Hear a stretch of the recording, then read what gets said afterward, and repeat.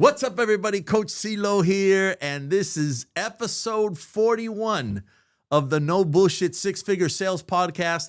Today, we have a very, very special guest, a very good friend of mine, and don't get it twisted just because he's a good friend of mine. Let me tell you all the things this person has done. First of all, he's been nearly 30 years in the timeshare industry. He served as senior vice president in one of the companies, then regional vice president at another company, produced training manuals and provided consulting work for different companies. He was featured in the book of records for one of these companies, once held record for the highest sales volume in a month and in a year. He reached legend status at that company, which means he achieved official legend recognition, awarded for surpassing high sales volumes, exceeded over 20 million in lifetime sales volume personally, and that's written since 2018. Estimated 67 million lifetime sales volumes as an agent and an executive combined.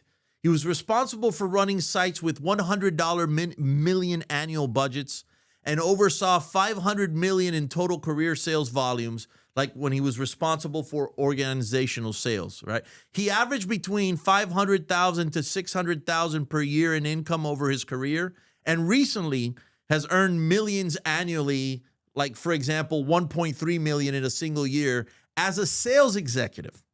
So let's welcome to the podcast my good friend and buddy and top producer in the timeshare industry, Carlos Rodriguez. Carlos, how you doing, brother? Good, my friend. Thank you for having me. Man, I'm really glad to have you here.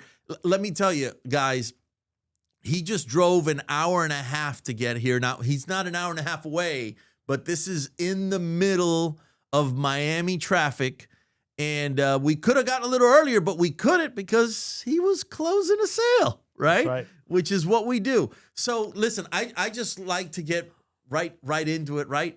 Tell us a little bit about your story. Like, what were your beginnings and how did Carlos Rodriguez become Carlos Rodriguez? All right. So it's a long story, but we'll keep it short. All right. I started in the business at 19 years old. When I was in high school, I was a professional windsurfing and sailing instructor. So I had hair down to my shoulders, goatee. I didn't wear a suit to work. I wore a wetsuit to go to work, right? And so I ended up opening a beach concession, teaching windsurfing and sailing, and we had jet skis, et cetera. So you were already entrepreneurial from the start. Since I was in high school, right? So I was in college. I ended up dropping out of college. I didn't finish college because I opened my own business and I was doing really well. I caught one bad winter, and that's all she wrote because, again, I wasn't extremely good at managing the funds at 19, right? So long story short, I was looking for something to do. I was desperate, and I didn't know what to do. One of the concessions that I had was behind a resort in Pompano. So I started talking to the guy that used to run the resale office there. I said, hey, his name was Mike. I said, Mike, what do you do here? And he said, I run the resale department for the timeshares for here. I said, what's a timeshare? He says, well, they sell a week, at one of these resorts. And I'm like, okay. I didn't quite understand it, but he goes, do you make any money at this? He goes, here. And again, this was in the 90s, mid 90s. And he goes, well, I make, like 50, 60 grand, but the people that work at the resorts, they make a lot more. I'm like, is there a resort somewhere here that I could work at? He goes, no, most of the resorts are in Orlando, but, I think there's actually one in North Miami, which is, I think it's Westgate, that has an office there. So at the time, there was no cell phones. So I went to the payphone and I called information asking for this resort. I couldn't find the number. Long story short, finally I got a hold of somebody. I said, hey, are you guys hiring?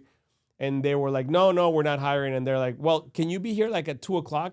And, I had the entire beach set up. They went from no, we're not hiring to can you be here at 2? They're like, wait, hold on 1 second. They're like, can you be here at 2:00? I'm like, keep in mind, I'm on the beach, soaking wet, sand everywhere. In a wetsuit. In a wetsuit, and it's like noon, and I'm an hour away. That means I have to shut down the entire concession, get rid of the wetsuit, and actually make it there on time. So you said yes. I flew, and I made it down there.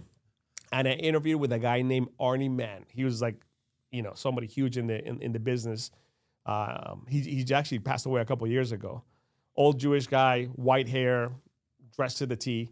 I come in, 19-year-old kid with wet hair on a ponytail, wearing my one tie that I own, no jacket, just a shirt and a pair of slacks.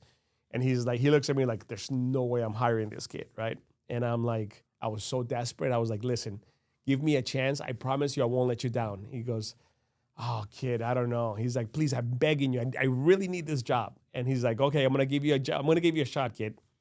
And that's all she wrote. I got hired. I went through their sales training. My first 4 customers walked out on me before I could even finish the presentation. I was not doing well. You got runners. I was not doing well.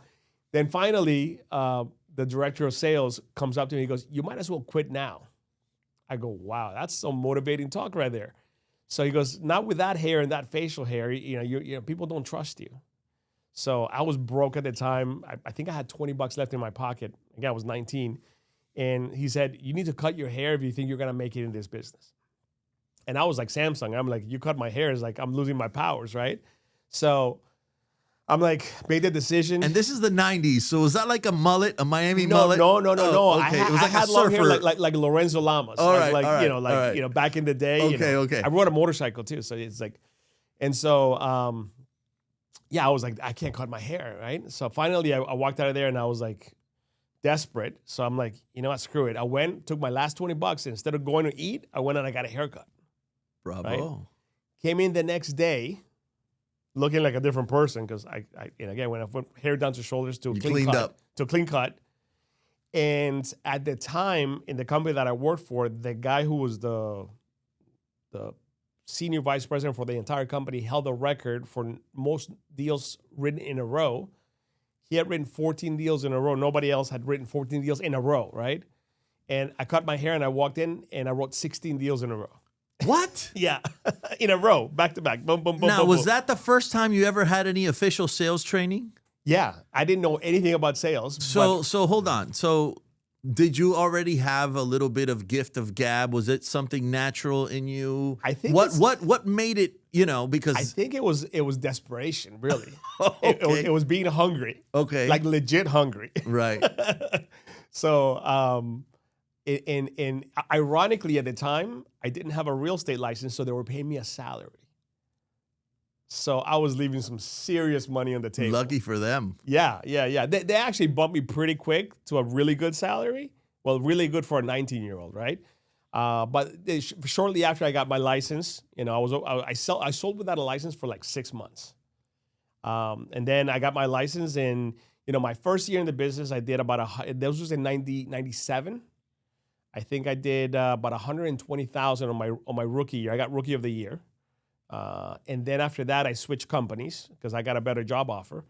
And with the other company, which was, it was Wyndham Resorts, but at the time it was called Fairfield. I got an in-house gig, talking to owners. Had no idea, again, no idea what I was doing, right? So for those of you not in timeshare, right, usually it gets split into two. You're either dealing with first-time buyers, which are people who are seeing this for the very first time, or owners, which is in-house. It's people that already own, and then you are talking to them about adding to their portfolio. Go ahead. Right. So I walked in there. First year, I did $238,000 in income on my first year, and that was in 99. Wow. So again, if you inflation adjusted, that's probably like more than 500 now on my first year in that company. And then after that, shortly after that, I got a promotion. I moved to Vegas, and my first year in Vegas, I did $450,000 in income. And then every year after that, it just tell them the escalated. story about how you were welcomed in Vegas when you first got there. That you said this is the hot shot that's coming into Vegas. Oh yeah, so the VP at the time, that was horrible. So the VP at the time, so the top talent for the entire company was in Vegas. So you were already shit hot when you got to Vegas, right? You'd already made a name for yourself, I right? was number one in the East Coast for the company. But the highest volume always came out of the West Coast for some ungodly reason. So Vegas always way superseded the East Coast, right? Okay. But I was number one in the East Coast. So when I got there, the number one guy for the entire company, worldwide, was in Vegas. His name was Steve Wilson. and the VP at the time. Shout out to Steve Wilson. Yeah. So then the VP goes to the number one guy and says, "I got somebody that's coming that's gonna whip your ass." Oh no. So of course I'm coming in super humble, right? So I'm like, because I'm going into like the big leagues, right? So I come in the first at the time I think I'm like 21, 22, and I'm like 22 years old, and I come and I tell this guy's an older guy, retired cop, right? Silver hair, with a big beard. And I come and say, "Hey, listen, it's an honor to meet you. You're the number one guy in the entire company. If you don't mind, I would love to go on a ride with you just to see how you do things." And he goes, "If you're so damn fucking hot, then you don't need to ride with me." And he just walked away. I was like, wow, the hostility. Ooh. I'm like, the hostility, right? And I was like, all right, you know what? I was being nice, but game on, right? And so my very first month in Vegas, I broke the company record for most volume ever written in 1 month. Ooh. So I set the tone. I set the tone when I first got there, and then I wrote highest volume for the year on my first year there. Yeah, so got promoted pretty quick, got to manager, then director, then site VP, then I got promoted to regional VP, and then SVP with that same company. So that was living in Vegas at the time was a lot of fun. It's an understatement. So talk to me about your progression though from, being a kid with long hair, right? Hungry as hell. Yeah. You came in there and you nailed, 16 sales, in a row, right? Yeah. But where did you start taking sales seriously? And like what trainings or what helped form you into this machine that I've got sitting in front of me right now? Man, like I said, I never thought I was gonna make it. And just to interrupt, and what I'm saying was it company trainings? Was it private personal development, like that kind of stuff? It was a little bit of a lot of things. Okay. A little bit of a lot of things. Like so the company that I first worked for, they had some incredible sales training. But as I progressed, I was very privileged that I got sent to some private trainings. Like one of the trainings that I got sent to, I was an executive at the time, right? And when you're an executive and you're negotiating big deals, they want you to know that you've reached the bottom line, right? I was already privy to deals that we were working on, like for example, when they were buying another company, right? So I was wearing hard hats. I'm going into construction sites and stuff like that, right? Representing sales, but I was already part of like the acquisition team, right? So they sent the entire team that was working in mergers and acquisitions to a personal training with a lady named Janine Driver. You could look her up. Her name is Janine Driver. The FBI lady? Yep. Janine Driver trains the FBI hostage negotiators on nonverbal communication skills. Okay. We did an entire month from 8 a.m. to 8 p.m. Okay. With this lady. You would never think that you could learn that much about nonverbal communication skills, but it's insane. It's not just about voice inflection or again, none of that. It's all nonverbal. So, how people, react to specific questions or, all it's all body language. Right. So and again, you would think there wouldn't be that much content to learn about nonverbal communication skills, but clearly there is. There is. And clearly it works. And it works. But it's kind of like a curse though, because there's sometimes, ignorance is bliss. Sometimes you don't want to know the truth, right? It's like sometimes like when I have daughters, right? And sometimes you don't want to know certain things, right? And it's like they know when they're talking to me, it's like try again. Right. And it's like, oh man, that's how, yeah. Sometimes you don't want to know the truth. Right. All right. So that was a big part of your formation and training. Again, trainings I did personal trainings with top people on, sales technology, on psychology of the sale, on what else? On personality types. So when you start really peeling the layers of the onion back, sales is not just sales. There's a lot of things that are just sales. Sales is not just, extracting money out of somebody. It's like, learning who you have in front of you and knowing how to handle that specific person, right? So it could be anything from, different personalities. You have to come across different to different people, right? So Right. yeah, that was a big help, growing my career, right?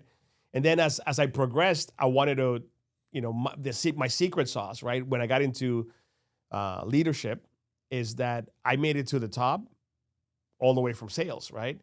There's a lot of people that are in leadership roles and they've never sold anything in their life, right? So, whenever I got sent somewhere, it was something that it was either a new project or a project that was failing and it needed to be fixed. So, like for example, in Vegas, they sent me to take over a project in Vegas, and I remember the regional saying, "Hey, listen, we've gone through 7 VPs. Either we fix it or we close it. You're the 8th VP, right? The project. So normally you get paid on profit, Right. but the project had been losing $1 million. There was no profit in that project. They were losing $1 million a month. Oh my God. So it was losing $12 million a year, but it was generating first-time buyers for the in-house department, right? Right. But at a rate of $12 million in losses per year. So I came in, and I kid you not, within minutes, I was able to pinpoint like 3 or 4 things that I know that were detrimental, that they were doing wrong, right? Just from experience, right? And so in a matter of about 60 days, the place went from losing $1 million to making $1 million. That's a big difference. Yeah, it's a 200% swing. Yeah. The compensation plans for the VPs at the time were based on profit. The problem is that because this was negative profit, right? It was just losing money. My compensation plan was extremely aggressive. So what you happens, broke the bank. so they pulled me to the side and they say, "Hey, listen, you're going into something called, you've already maxed out your compensation plan in 90 days, so you're not going to get any more paychecks for the rest of the year." I'm like, what do you mean? Because everything else that you make from this point forward is going to be paid to you in half of it next December and the other half in December in 2 years from now. I'm like, this is some serious baloney, right? And what about the rest of the money? Yeah. No, well, it's being held. It's kind of like golden handcuffs, right? Right. And by the way, that we're gonna have to cut your compensation plan in half because we weren't expecting for you to make this kind of money, right? It's that exceeds all the budgets. So at that point in time, after it was fixed, I respectfully gave them the keys back to the place. I said, "It's fixed. Don't screw it up." It did good for another like 6 months, and after that, it went back to, and then they were asking me to go back and fix it again. I said, "Nah, that's okay. I pass." So Cool. you got to pay. Yeah, absolutely. That's what we're here for, right? That's right. So, all right. What was like your favorite pitch or angle or technique that you liked using? And of course, you've got a ton of them and you've used a ton of them, but I'm just trying to give a little bit of value to our people in the timeshare community. And besides that, our high ticket offers in timeshare are very, very similar. They're both one call close, one presentation close. So, I don't know, maybe a favorite thing you like to train on or that you'd like to talk about. Listen, fear of loss is greater than the hope of gain. Okay? People have no idea how powerful a takeaway is, right? It's people want what they can't have, right? And a lot of times it's setting something up in a very subtle way. I remember one time I was with a customer and I was flipping through their portfolio and I just kind of made a facial expression, very subtle, but I knew they were picking up on it. Like I just kind of went like, I just raised my eyebrows and kind of nodded a little bit and just kept going. About 20 minutes later, the wife says, "Stop." I'm like, what's going on? Did I do something wrong? She goes, "A while back, you looked at our documents and you made a face. What was it about?" I said, I'm like hook, line, and sink. Yep. You created the loop and it was still ruminating in her head. I said, "I don't know what you're talking about." I said, "You know what I'm talking about. You were looking at something and you made a face." And I said, let me look. I said, "Oh, okay. It was about this, but listen, I didn't want to bring it up because, I see that you missed out this specific promotion and you never took advantage of this because And then it was just the entire takeaway, right? Because then now they wanted it so bad because they knew that, I knew that they missed out on something, and it was just they started chasing and chasing and chasing. And by the way, this was a customer that had already gone on several presentations and had not purchased anything because they said they were maxed out. They said, we're not investing any more money in this. For the last 3 or 4 presentations, they were asked to invest a very small amount, like $16,000 to get to the final level. And they were like, nope, nope, nope, nope. And when I was done with them, they spent over $100K. But the last several presentations, they wouldn't spend 16. It's the power of the takeaway. The power of the takeaway. All right. Because they thought they had lost something big, right? So. And the bottom line is human behavior always works like that, right? Like you were saying, everybody wants what they can't have. That's it. And then if you create an exception or you create a way of being able to they start chasing. Yep. So now let's get into some of the fun stuff, right? What can you tell us of maybe one of the craziest things that you feel like talking about, right? Obviously, timeshare is a wild and crazy industry, but something that you'd want to share that was like maybe the craziest thing you've ever seen. Wow, that's a loaded question because there's a lot that I've gone through in my life and my career. Stuff that we wouldn't say. Well, that's what I'm saying. That you're comfortable talking about. Well, so back in 2005, I was in Vegas and I was doing really well. I had already been in Vegas for 3 years, and was on the top of my game. And a prior boss that I had was the CEO for a resort company in Mexico, in Cancun. Okay. So he flies in with the owner of the company to Vegas. They take me out to dinner, and it was to recruit me. And I said, listen, thank you, but no thank you. At the time, in 2005, I think I was making about $600K a year. Were you running a site or were you a rep? At the time, I believe I think I was a senior manager or director. Okay. I can't remember. Okay. All right. So you you had some leadership position. Yeah, I was in a leadership role. Right. I wasn't a sales agent. I think I was director at the time. And they were trying to hire you for a leadership position. They were trying to recruit me to come be the VP for that company. Okay. So to run sales and marketing. So I said, I was making the most amount of money I've ever made at that point in time. I think I was pulling in like between $600,000 and $700,000 a year, which was big money in 2005. Right? Yeah. I mean, it's big money now, but in 2005, much bigger then. 20 years ago, that was big money, right? And I said, hey, respectfully, I'm flattered, but I can't take that job. And they said, listen, here's our first class airline ticket. We just want you to come and look. Just come look. If you don't like it, you just had a great weekend. Free vacation. You just had a great weekend in Cancun, Mexico. Sounds like us. Come have a free vacation. I'm like, listen, I want to take your first class airline ticket because I don't want to be disrespectful, but just I want you to understand that the answer at the end is still going to be no. And they're like, that's okay. We just want you to come look. So I fly to Cancun.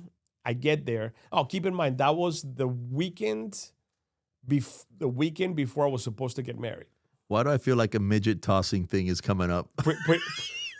No, better than that. All right. It makes Wolf of Wall Street look PG, right? So I get to Cancun, Mexico, and I'm there just by myself, for the weekend, just to check this place out. So I get there. They have a black Range Rover with a driver waiting at the airport. I'm like, okay. They pick me up, and so keep in mind the owner of this resort owned the largest marina in Cancun, with a whole fleet of yachts ranging between 75 to 120 feet. Oh my gosh! So ton of yachts. They had the best steakhouse in town. They owned the largest nightclub in Latin America, which was called the City Nightclub. And on top of that, they had 5 resorts. So they wanted me to come and run the 5 resorts, right? So I get there, and the car takes us to the marina where they were all waiting for me on a 120-foot yacht, right? So we get there, They're wearing me with cold towels, drinks, very nice, pretty ladies waiting to hop on the boat to go see one of the resorts, which was in Isla Mujeres. So we go to Isla Mujeres, we check everything out. We go to the steakhouse, we go to the nightclub. At the time, this nightclub was the largest nightclub in all of Latin America. Wow. Major production. I mean, I'm talking about, bigger than the nightclubs here in like a Vegas-style nightclub, right? So they're like, hey, listen, if you decide to take the job, you have full access to the nightclub, whatever you want, full access to the steakhouse. VIP. Yeah, you have access to the yachts. You have access to the entire company, everything. All the assets. So you're that living the like owns. the lifestyle without having to pay for any of that stuff. Right. So I'm like, wow. And I'm like, all right. So, and they're like, and we're going to pay you the same that you're making now. We're gonna match your $700, but tax-free. So basically that was a 40% pay raise, basically. Yeah. And they said, and we'll pay you in cash. Mm-hmm. So in dollars, in cash, I'm like, it was hard to, I couldn't turn it down. I ended up, right there on the spot. I got sold, brother. I got sold. I took the job. So I called my soon-to-be wife and I say, hey, listen, we're moving to Cancun. She's like, what? Keep in mind, I had just bought a house in Vegas on the golf course. I had just bought a brand new Lamborghini that I had parked in the driveway. And so I was leaving all that behind. So I put the Lamborghini in the garage. Which wasn't your first Lamborghini. No. Right? Because No, that was my first Lambo. Before that, I had 2 Ferraris prior to that. Okay. Yeah, but that was my first Lambo. So I put the car in the garage, locked up the house, and we moved to Mexico right after the wedding. You got your wife, you got everything, and you went over there. So we moved to Mexico. Uh-huh. So I get there. We had a condo on the ocean. Oh, my God. Right in the hotel Beautiful zone. view. Oh, yeah. Listen, because if you've ever been to Cancun, there's it's called the hotel zone, right? Which is where all the clubs and all the restaurants are right in the heart of everything. I lived in a high-rise in a brand new building, oceanfront, right? With an infinity pool. Incredible setup, right? I could walk to work. But I also can walk to the nightclub and the marinas. So everything was walking distance. So I had 120-foot yacht walking distance. I had the best steakhouse in town walking distance, right? A block away. And I had basically the keys to the biggest nightclub in Latin America to my disposal as well, right? And then the resorts. So they said, you use it however you see fit. I'm like, bad idea to tell me that. Because now all of a sudden it's like the spiffs to the sales agents. I said, hey, I tell you what, I would go to the sales floor and be like, if you guys hit this number by 2 p.m. Party on the yacht. Because the sales floor Oh my God. was on the water and it had a dock right next to it, right? So people could pull up by boat. So I would call the marina and say, bring the big boat, the 120-foot yacht. And it was parked right in front of the sales center. So they can see it. I'm like, if you guys hit this quota by this time, we're all going on the boat. I call it to the blue waters, because they take us out there's an area that's just crystal clear blue waters. And, the boat with the DJ and, you don't want to know with the rest. And the rest. But the rest, I'll leave it up to your imagination, right? Right. Insanity. All I can tell you is absolutely insanity. And that was just your regular Thursday. That wasn't even the weekend. Forget the weekend. That was just a regular Thursday. So then I would use spiffs also for like on Thursdays, ironically, they had Ministry of Sound and they had David Guetta and all the big DJs coming in to perform Thursday, Fridays, and Saturdays. So same thing. I'm like, all right, whoever hits this number, they're going to the club with me. And we had the whole VIP section closed out. Bottle service. I mean, you name it. Insane parties. Insane stuff that we're not allowed to talk about right now in camera, because if my daughters see this, they can't know. No. But you had a good time. It's just what we're trying to say. It was a good time. Yeah. So between yachts and clubs and restaurants and nightlife, so incredible experience to work in Mexico. Now, my wife gets pregnant with my first daughter. And she's like, I'm not having a kid in Mexico. We're going to go back to the States and have the baby there. And then we can come back. I'm like, okay, fair enough. So I talked to the owner of the company. I said, hey, listen, you know, when my wife's about 7-8 months, we're gonna have to go from Cancun back home to Vegas, have the baby, and then we'll come back. So I'm gonna need some time off. And they're like, yeah, we'll walk around there, no worries. I can't remember the name of the hurricane. I think it was Hurricane Irma that hit in like 2006. This was 6 months into my stay there.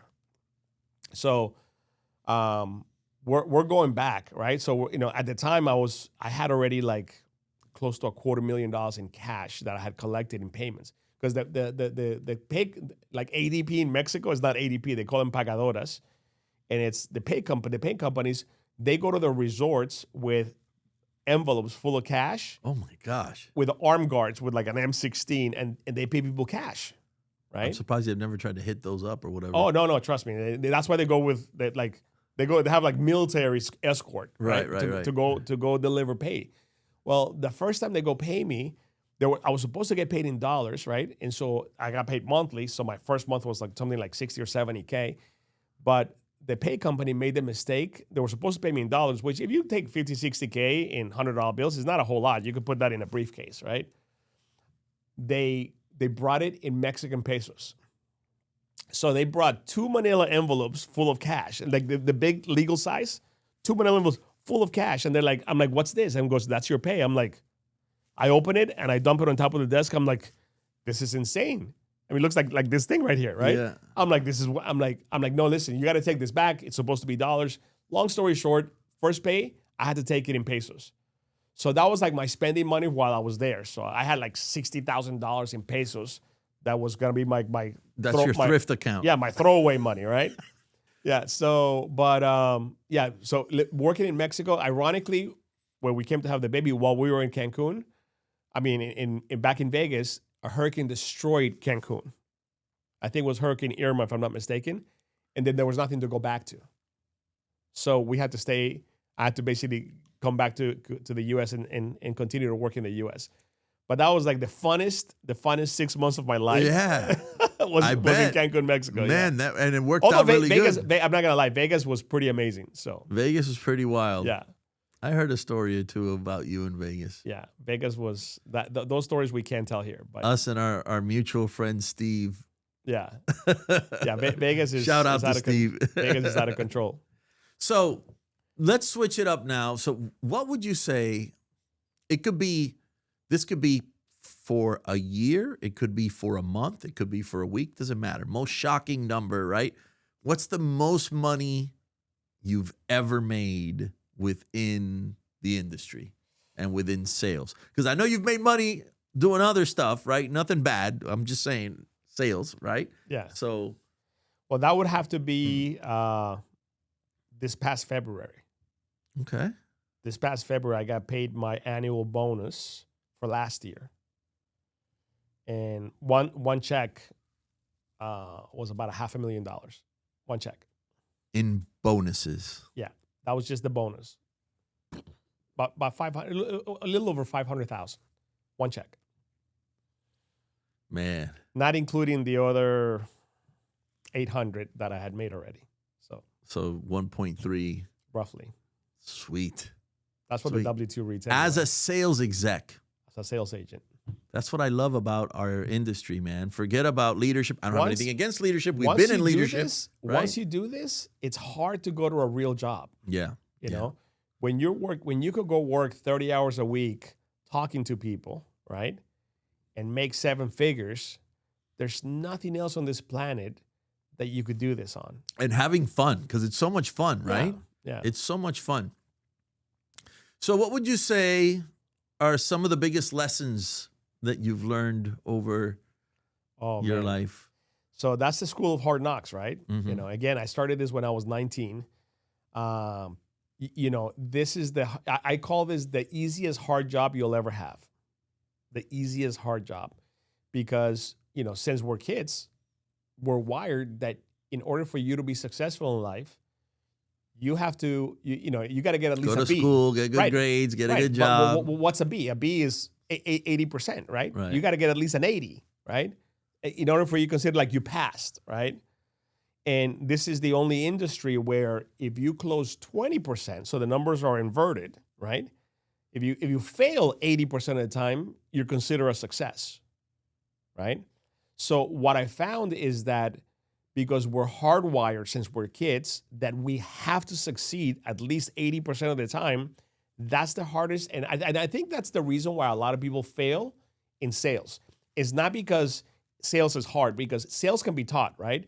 You could learn the psychology of the sale. You could learn, all the aspects of the sales can be taught. Over time, you could become an expert on human psychology, on all of it.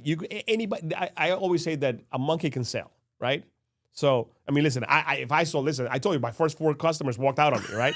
So if I can go from that to, making the money that I make now, then anybody can do this, right? But the toughest thing, and I think is the reason why most people fail or eventually give up on sales, it's the mental anguish, right? Because since you're a kid, you're taught you gotta succeed 80% of the time. Now all of a sudden those numbers reverse, and in order to succeed, you have to fail 80% of the time.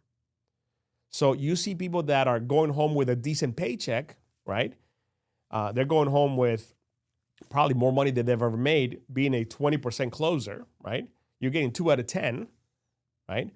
But then all of a sudden, the fact that they're failing 80% of the time gets in their head. Yeah. Gets in their head. And it's not easy. I think that's the hardest part in sales to overcome. It's learning that it's okay to fail 80% of the time. Because it's like, technically you're a failure in most standards, because again, you're failing 80% of the time. If you got a 20 on your test, yeah. You got a 20 on your test. You didn't fail. You failed miserably, right? You're coming back next year, buddy. You're dumber than a box of rocks. But you're going home with a 6-figure paycheck. Yeah, yeah. And for my high ticket closer, I want you guys to understand, because in high ticket closing, typically you want somewhere upwards of a 30 or a 40% close ratio. But in timeshare, if you're closing 20%, you're doing really, really well. Now, that's why Carlos is not closing at 20%. No. We're going to talk about that in a bit. But on average, if you're between 10 and 20%, actually, you're making 6 figures. Yeah. 20%, you're probably already at $200,000 to $300,000 a year. If you're seeing 10 customers a week, 2 a day, right? Yeah. That means you're getting 2 deals every week, right? At a 20% close, that's 8 deals a month. And if you're closing, say, average transaction at, say, 35, 40K, at 40 times 8, yeah, you're at 320, yep. Right? Yep. Most timeshare companies are going to go pay probably anywhere between 14 to, depending on the company, anywhere between 14 to 20% on that with volume. Bonuses included. With bonuses, yeah. Right? Right. So realistically, that's about $45,000. On the low end, it's $45,000 a month. Yeah. Right? Which comes out to be, almost $600,000 a year. So to think that if you're failing 80% of the time, you could go exceed $500,000 in income. It's crazy. Again, that's the part that, but ironically, and I see that with young people that are just getting started. Right. Right. I've had 2 conversations with 2 youngsters that, kids that are in their 20s, right? That are like my mentors, my mentees. I'm their mentees. I'm their mentor, and they're struggling right now. And I had this conversation with somebody yesterday, and I said, let me ask you this: do you drive a nice car? He goes, yeah. I said, what car do you drive? He says, Lamborghini. I'm like, okay. This kid's, late 20s, early 30s. He's 31. The other kid is 20s. So the 31-year-old kid, I said, so what kind of car do you drive? He goes, brand new Lamborghini. I'm like, okay. Where do you live? In a high rise. Okay. You have a nice girlfriend? Beautiful girlfriend. Okay. You got money in the bank? He goes, yeah, I got money in the bank. And I go, what you bitching about? So what are you? So what in the F are you complaining about, right? And it's the fact that because they clipped his wings a little bit in prior years, he's not making what he did a year ago or 2 years ago, but he's having to do things the right way. Right. And it's the nature of the business as well. So, but again, it goes back to having to deal with human nature. There's so many times that you're gonna get punched in the nose, and you can keep moving forward, right? like the Rocky speeches. How many You times you just can get keep hit? moving forward. How many times can you get hit and keep moving forward, Yeah. right? And so I think that's the key to success in any sales environment, any sales arena, is being, this is something kind of funny, but the guy who was my trainer originally when I first started when I was 19, he said, Carlos, you cover yourself from head to toe in Vaseline. I'm like, cover yourself from head to toe in Vaseline? He goes, yes. If you want to be successful, you have to cover yourself from head to toes in Vaseline. I'm like, I picture you. I'm like, this guy's crazy. I'm like, he goes, you know why? I go, I know you're going to tell me, so go ahead. He goes, because nothing sticks. Everything slips. Nothing sticks. Okay? Just, it's always is next. And that got into, listen, I still remember this, 30 years later, and I still remember this. It says, nothing sticks, everything slides. Nothing sticks, everything slides. You cover yourself in Vaseline head to toes.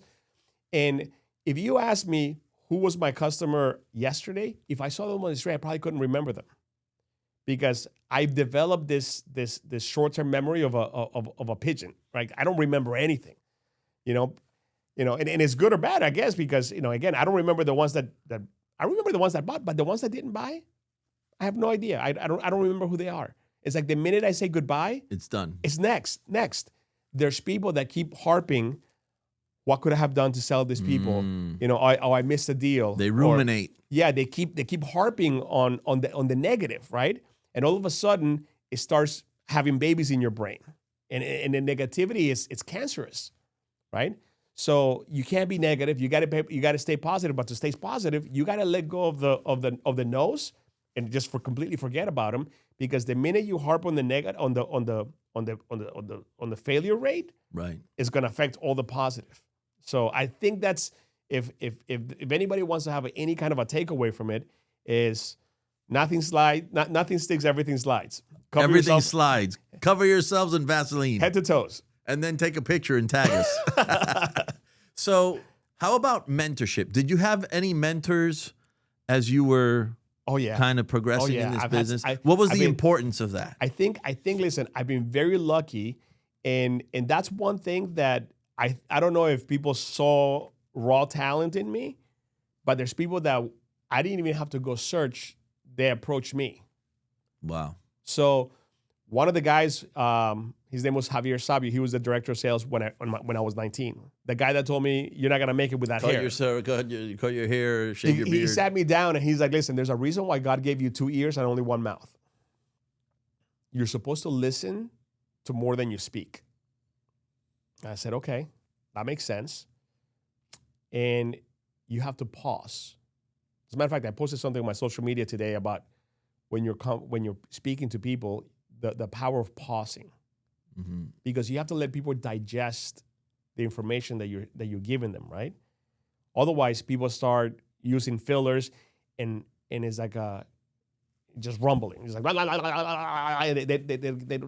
don't let anybody else speak, or for that matter, they don't even let people digest the information that they're saying. Right. So it's not only having a pace, but also learning how to pause so that people can digest the information. Right? Great advice, man. Yeah.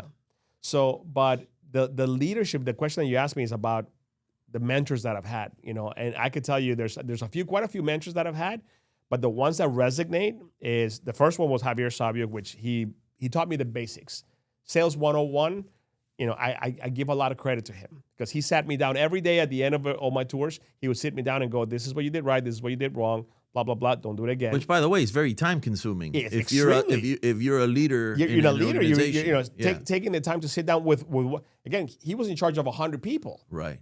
So I was one out of 100, and he's sitting down with me almost daily. So, I'm forever grateful. Ironically, he worked for me about 3 different occasions throughout my career. Wow. So I ended up hiring him. So you returned the favor. Yeah, he worked for me several times. So I've given him like 3 different jobs throughout the career. That's a recurring theme on my podcast. When I had Ross Mandel out here, shout out to Ross. He was talking about in Wall Street how when he had started and you had one of these big guys, whatever, and he's like, and later when his company got huge, that guy actually came and worked for him, and it was so that's a recurring theme. I've had several of people that were my managers that have come work for me when I was in senior leadership roles.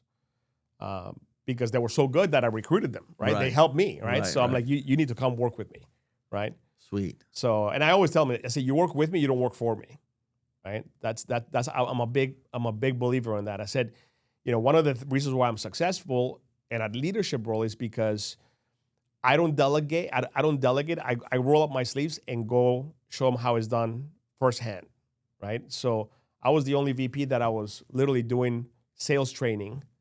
Okay, I would mic up and do a sales training for 100 people at a time. But that's also because you love it, right? do. Like me, you're a student of the craft, and you love it. You love training. You love talking to people. Sharing the information and learning and teaching people, right? Yeah. But then at a sales level, at an executive level, I had some great mentors. When I was senior vice president, Travis Berry, which is now the CEO for Capital. He was a great mentor for me. I learned a lot about financials and doing budgets and P&L statements and stuff like that. Enormous help when I was learning all of that. Also, Kirk Whaley. He was my boss when I was regional vice president for another company. Right. My current boss, Rebecca Courier, she's been pretty amazing. Shout out to Rebecca. We love you. So I've had about 3 or 4 mentors throughout my career that have stood out because I've learned a tremendous amount of information from them. Good, in different fields, ironically, right? So, but I think that what gives me the overall, the round, not the round figure, but the round, the round is about well-rounded. Being well-rounded is Right. from learning from different mentors. Because everybody has their own forte, but if you're willing to grab the best out of everybody and put it together, put it together, then now you're like Voltron. Now you're super powerful, right? So listen, this is my closing question. I tell this to every person that I bring on here. And I always say, imagine as if you've got a child. I don't have to. You've got some beautiful girls, right? I've met I got them. 3 girls. Yeah. And so imagine that your girls now are of age to where they're in sales. They got into our industry, right? They're good. They're really good. Just not great yet. Okay. Right? Because that actually fits a lot of our audience, right? Sure. We've got people anywhere between the ages of 20 and 50 tend to be the normal audience that listens to the podcast. And they're people that they're either making 6 figures or they're just about to make 6 figures. What kind of advice would you give your own daughters or your own 20-year-old self if you got a hold of your 20-year-old self? I got the answer for that. Okay. Again, literally, I just had a conversation with somebody yesterday. It was an hour conversation of coaching, and I got the answer for that. The answer on that is 2 things. The first one is staying humble. You got listen, especially when it's hard to do that, especially when you're killing it. Because when you're killing it, you're on top of the world. You think you know more than anybody else, and you don't think it's going to end either. You're on a streak, and that streak's not ending. I'm going to be like this until I'm 80. And all of a sudden, you see a lot of people that are on top of their game, and humility just goes out the window, right? They treat people differently, and you can see who. I always say that all money does is highlight who you really are, right? So if you're a good person, you're not just a good person with a lot of money. But if you're not a very nice person, you're just now a complete a-hole, right, with a lot of money. Yeah, right? Money makes you more of what you are. Exactly. So humility, staying humble. Staying humble is probably one of the biggest things. And the number one is, what we just discussed it, is staying positive. Because there's been several studies that show that, if you let negativity get into your head or fester, or just, if you got negativity rent free, again, it's like cancer. And it's going to happen because it happens to everybody. Listen, it's hard not to, right? Again, it goes back to failing 80% of the time. You know, I fail like, 60% of the time, right? When I get on a streak, I might close 60%, 70%. But, when I'm good, I'm like, sometimes 35, 40% close. But it's staying positive. I tell my daughters almost on a weekly basis, if not daily, if we were to call my little one right now, and I'm willing to put this to the test, I'll put her on FaceTime right now, my 6-year-old, and I'll tell her attitude of, and she'll say gratitude. Wow. And I'm willing to do it right now No, we believe you. on We the believe spot. you. But my daughters know since they're little, I always say you have to have the attitude of gratitude. You have to be thankful for everything you have because you don't know, number one, you don't know at what time it's all going to go away. Okay, so you have to be humble and you have to be grateful. I think if you're humble and you're grateful, that's and then you cover yourself in Vaseline from head to toes, and everything's light, nothing sticks, and you stay positive and you stay humble. I think that's the secret to success in any sales environment. There you go, guys. Carlos Rodriguez's secret sauce. Carlos, thank you so much, man, for blessing us here at your podcast. Appreciate this. My name is Coach Ceelo, and I have helped thousands of other sales execs reach, attain, maintain 6 figures. You keep listening to me, you're going to be the next. We're going to douse ourselves in Vaseline. We're out of here.